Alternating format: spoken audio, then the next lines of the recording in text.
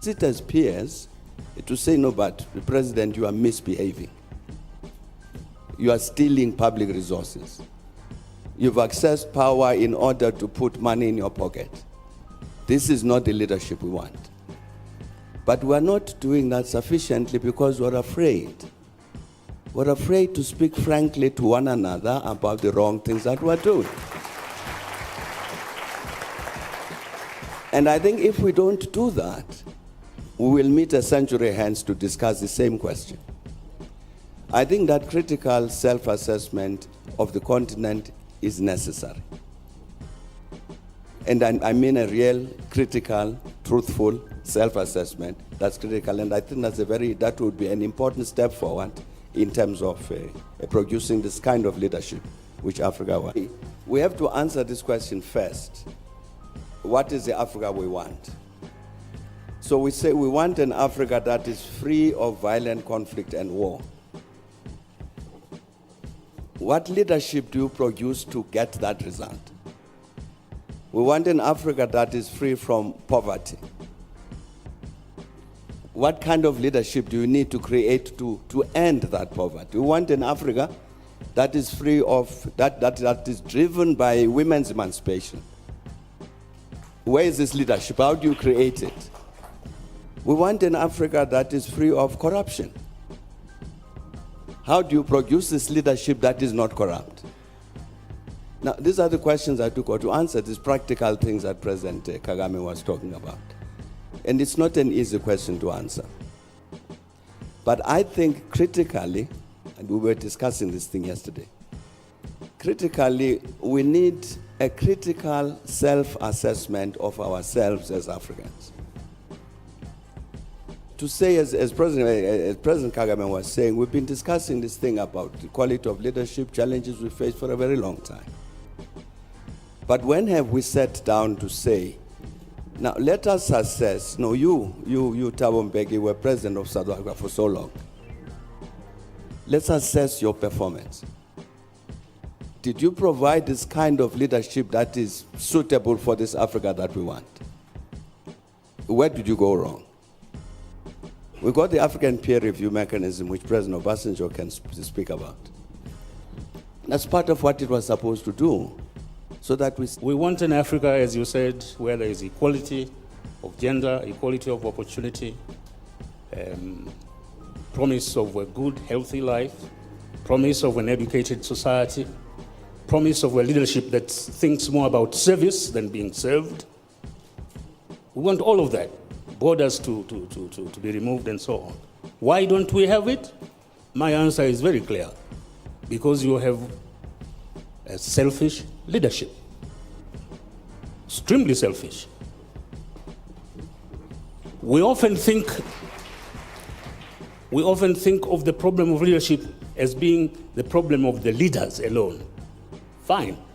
They must be defined, have integrity, have all those we want. But to succeed, they must be able to implant those attributes in the population. Their political parties must be organized in such a way that they reflect those values and embody those aspirations in their political interaction. If they don't, you have trouble. We are multi-ethnic societies. What basic values have we embodied in these societies? Equality? Or is it diversity?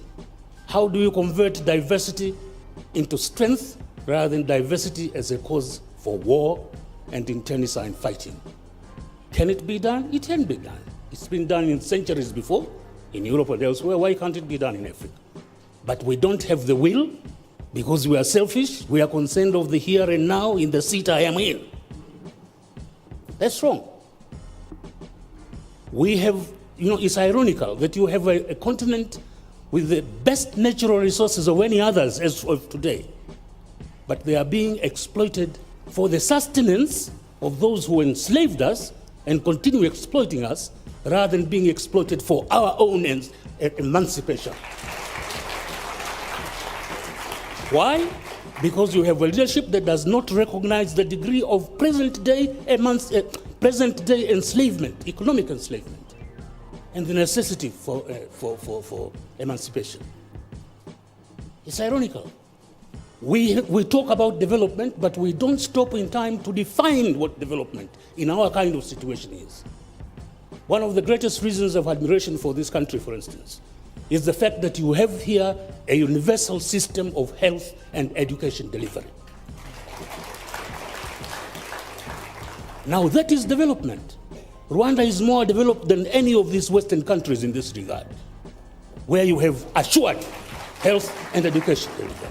So we really must rethink where we are, why we are what we can be, and how we can. I agree, women, youth, and all those things. But internally, the fault is in us, dear Brutus, not in our stars. Thank you. Nairi Woods, Dean of the Blavatnik School of Government at the University of Oxford. We have at least 4 presidents on the panel. It's very difficult for outstanding leaders of any organisation to think about their succession. My question to the 4 presidents is, what do each of you think are the most important steps you need to take in order to ensure that your succession is a positive and smooth one? Thank you. To give more value to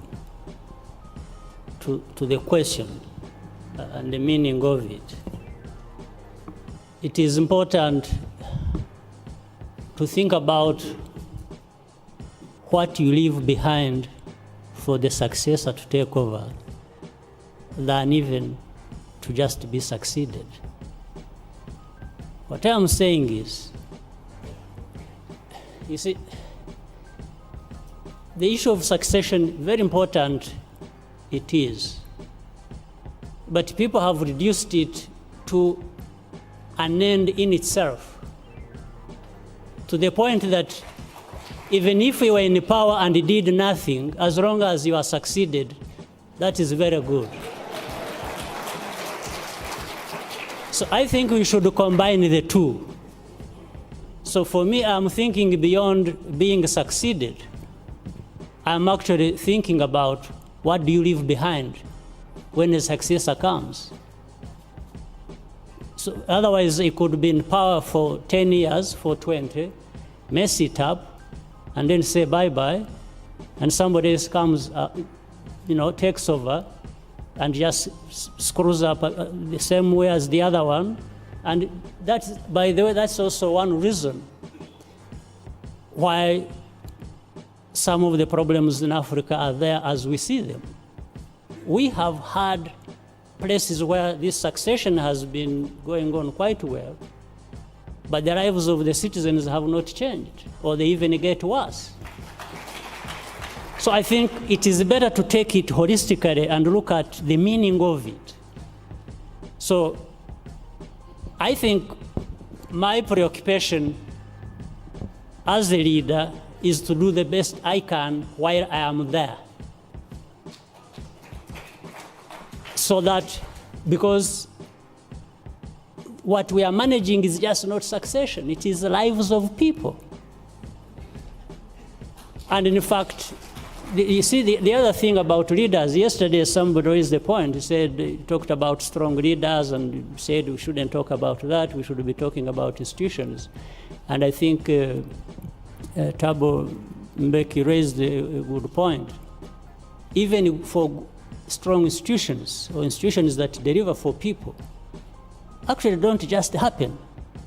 They are put in place by people, by leaders. So leaders we want, and therefore who should be succeeded and things go on, as one aspect of what many things that should happen, should be leaders that allow the building of institutions that will outlive them. But it is leaders who will still do it, especially when they work well with their people.